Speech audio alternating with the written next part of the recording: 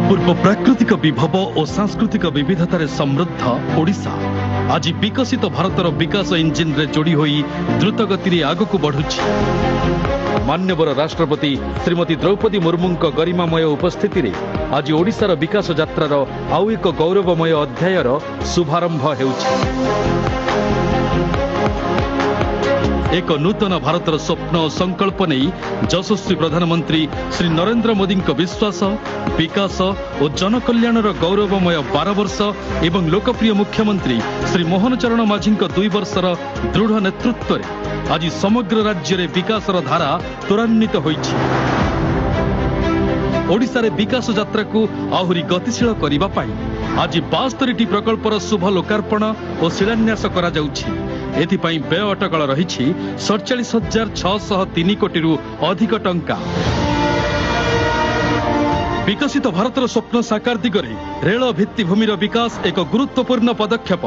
एही आधार रे 2टी नूतन multi tracking रेलपथ को मान्यवर राष्ट्रपति श्रीमती द्रौपदी मुर्मू जाति उद्देश्य रे उत्सर्ग करुछन्ति।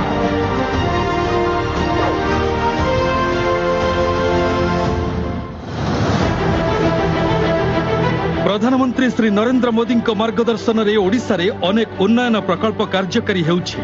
ता भितरे झारसुगुड़ा जिला लखनपुर ठारे BCGCL कोल गैसिफिकेशन प्रकल्पर शिलान्यास करा जाउछि। राज्य रे निरवच्छिन्न विद्युत सेवा सुनिश्चित करिबा पई विभिन्न प्रकल्पर लोकार्पण और शिलान्यास।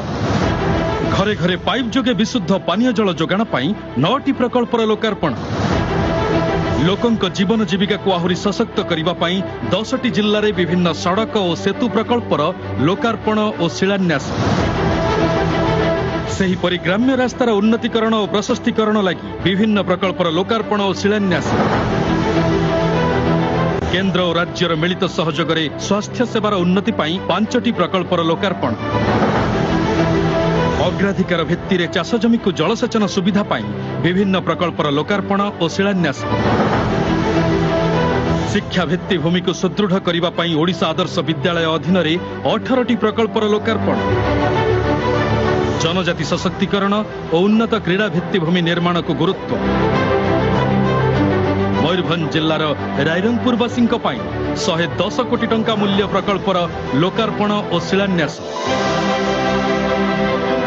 सहरांचल रे पानीय जल जोगाण प्रकल्पर उन्नतीकरण सहित वर्ज्यवस्तु परिचालना लगी विभिन्न प्रकल्पर लोकार्पण और शिलान्यास।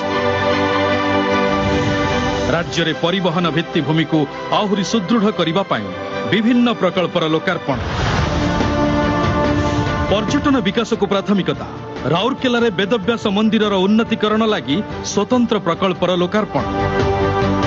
ओडिशा प्रति प्रधानमंत्री श्री नरेंद्र मोदी विशेष आंतरिकता जोगु एही सबु लोकाभिमुखी प्रकल्प ओडिशार सामग्रिक विकास यात्रा रे जोड़िबो नुआ अध्याय।